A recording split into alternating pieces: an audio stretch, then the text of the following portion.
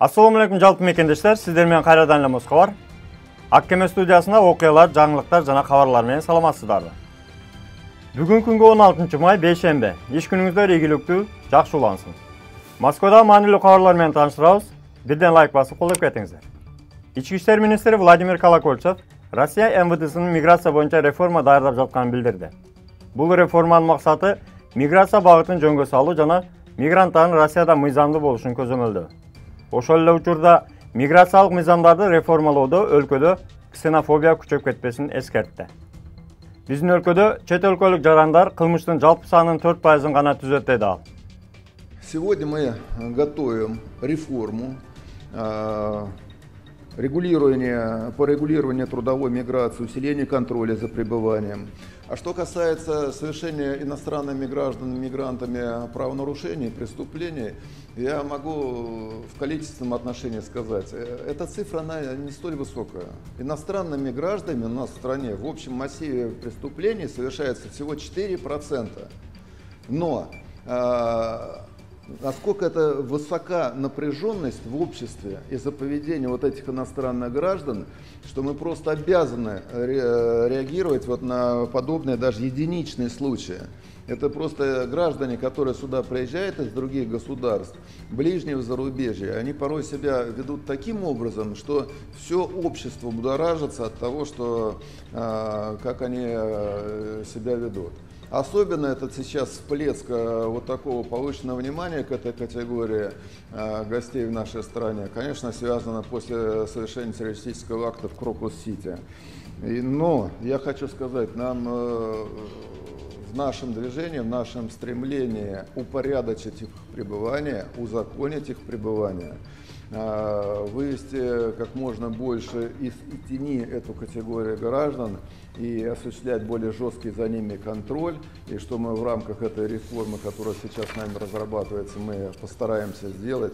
Нам нельзя впадать в другую крайность. Нам нельзя допустить роста ксенофобии и необоснованного применения мер воздействия к этим гражданам. Чего от нас дожидаются наши стратегические противники, которые спят и видят для того, чтобы раскачать внутри нашей страны ситуацию между различными слоями населения и потом потирать руки и с улыбкой смотреть, что у них произошло. Вот этого мы допустить не должны. Демек, Россияда мекендештер эми реформа өзгөрүүлөрүнө жараса, мыйзамдарды сактап, документтерди тактап жүрөбүз. Айрыкча, жаңы мыйзамдарда 90-180 деген эрежени 1 жылга 90 күн дегенге узартуу боюнча Гостумага сунуш берилген. Анда мигранттар Россияда 1 жыл ичинде 3 ай эле гана жүргөн укуктуу. Эгерде 3 айдын ичинде трудовой жок болсо, ал Россиядан чыккандан кийин 1 жылга чейин кире албайт. Ошондуктан мекендештер ушул маалыматты таркатып коюңуздар. Эгерде Россияга кирсеңиздер, Россияда 90 күнүн ичинде таза трудовой договор менен жумушка орношуп, өзүңүздөрдүн документтериңиздерди такташтырып алыңыздар. Андан сырткары Россия депутаттары башка штрафтарды деле мыйзамга киргизүүнү сунуштады. Атай кетсек, жашы жете элек өспүрүмдөргө энергетикалык ичимдиктерди тыюу салды.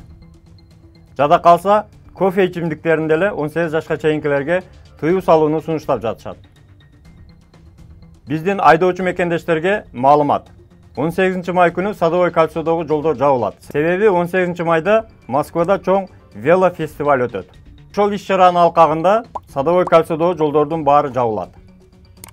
Маалыматты такси группаларга да таркатып коюңуздар.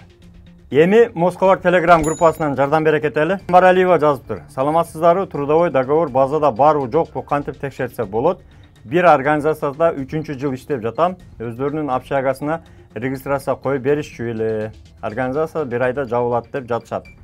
Жабылгыча регистрацияны продление кылып алышым керек эле. Срок регистрация октябрга чейин. Таза трудовой договордун базасы негизинен МВДдан текшерилет. Эгерде сиздер официально иштесеңиздер, ошол МВДга ушул жумушчу бизде иштейт деген ишкананын запросу МВДга жөнөтүлөт жана ошол жерде тастыкталат.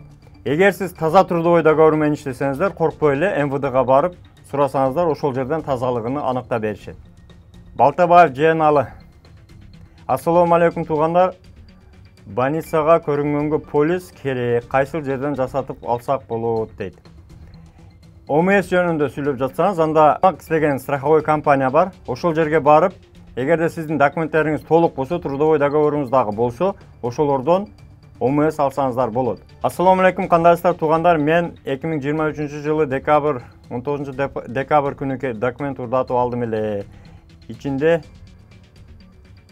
39 000 акчасы менен ошол замат заявление жазган, бирок милиция такыр карабай койду. Урунун кийин милицияга чалса чалбагыла деп койду. Ошону юристтер жардам бере алабы же кеч болуп калдыбы? Эгерде документтериңиздерди урдатсаңыздар, сөзсүз түрдө полицияга кайрылып заявление таштап коюңуздар. Документ урдалды деген сиздерге ошол заявленияга алгандыгы жөнүндө кагаз беришет. Бул кийинкиликте эгерде сиздин документиңизди алып бирөө жарым кредит алса же мыйзамсыз иштерге барган болсо, сиздин ошол даныйларыңыздар менен документиңизди жоготкондугу жөнүндө доказательство катары ошол кагаз колуңузда болгону жакшы. Андан сырткары жаңы жасаганга дагы аны сурайт. Анан акча маселеси боюнча, эгерде сиз полицияга ошол арыз жазган болсоңуз, 39 000 алар издебейт дагы, аны издегенге убактысы дагы жок. 39 000 кайтарамын деп юристтерге эгерде кайрылсаңыз, алар 39 000-ден 3 эсе көбүрөөк сумманы сурашы мүмкүн. Андыктан эми кыргызча айтканда, ал жагын Кудайга койдум деп кой бересиз. Анан группадагы койка месте издеймин, квартира өткөргөндөр барбы, жүк ташыгандар барбы, андан сырткары жумуш издейм, Европага жумушка барамын дегендердин баарына баягы эле bereke.ru сайтын сунуштайбыз. Андан сырткары тиркемеси бар, Google Play'den көчүрүп алсаңыздар, ал жерде эң чоң плюсу сиз штрафты, чорный списокты, карыздарды өзүңүз эле текшерип алсаңыздар болот. Береке дайым жарайт кереке, андыктан көчүрүп пайдаланыңыздар. Бүгүнкү кыскача кабарлар сиздерге пайда алып келди деген ойдобуз. Андыктан лайктан басып, тууган уруктар менен бөлүшүп, каналга катталып бизди колдоп кетиңиздер. Документтерди тактап, мыйзамдарды сактап, регистрациянын суроогун карап жүрүңүздөр. Бөтөн жерде өзүңүздөргө сак документтерге так болуңуздар. Таза регистрация боюнча 8936 111 7911 номери жигиттер жардам берет. Келгендер үчүн 8929 975 8979 WhatsApp'tan жазыңыз. Тапканыңыздарга береке, үй бүлөңүздөргө тынчылык каалайбыз. Ар бирибиз ата мекенге эсен-аман жетели. Жакшылыкта көрүшкөнчө аман болуңуздар.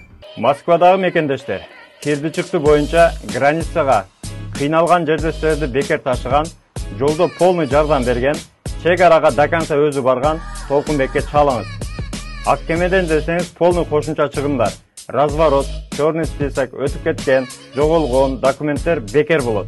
Машиналар комфорт, ыңгайлуу, жылуу жумшак барып келесиздер.